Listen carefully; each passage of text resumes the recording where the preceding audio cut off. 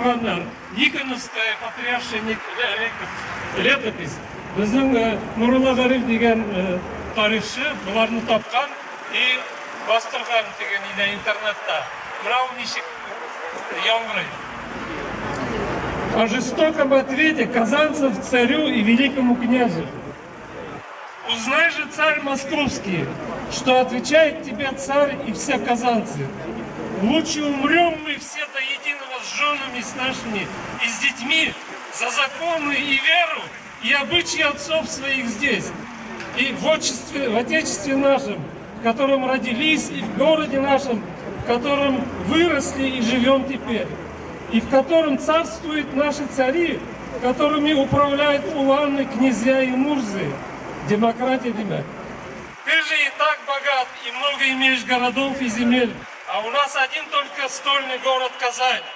И тут, придя к нам, хочешь, придя к нам, хочешь ты у нас отобрать, почувствуй свою силу над нами. Не мечтай же и не надейся, обманывая нас угрозами, что не возьмешь царство наше. Уже ведь познали мы лукавство ваше, и не хотим ни за что по доброй воле сдать город наш, пока все не умрем. И не видеть бы нам, и не слышать того, что русскими твоими людьми, погаными свиноядцами, населенный управляем стольный город наш Казань. И добрые ваши законы, вашими ногами, и добрые наши законы, вашими ногами попраны и осмеяны, и установлены в нем русские обычаи. Нашын жауап бергендер біздің бабаларымыз.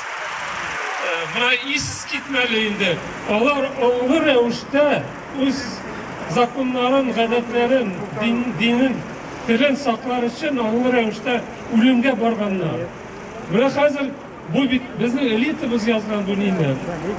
Қазір бұл элитаны қазіргі элита білән чақтырсақ, біздің парламентта ең кемінде 70% татар депутаттары отырады. Олар енді 20 ел закон қабыл етіп те, татар тілін дәулет тілі еттіріп. Өз парламентында татар тіліне көшерге жәрет етмейлер. Олар татарша сөйлеше білмейлер. Әлеке элита, һәм қазіргі элита. Енді сыйфат күбелеген біздің элиталарымыз бар. Қазір қысқа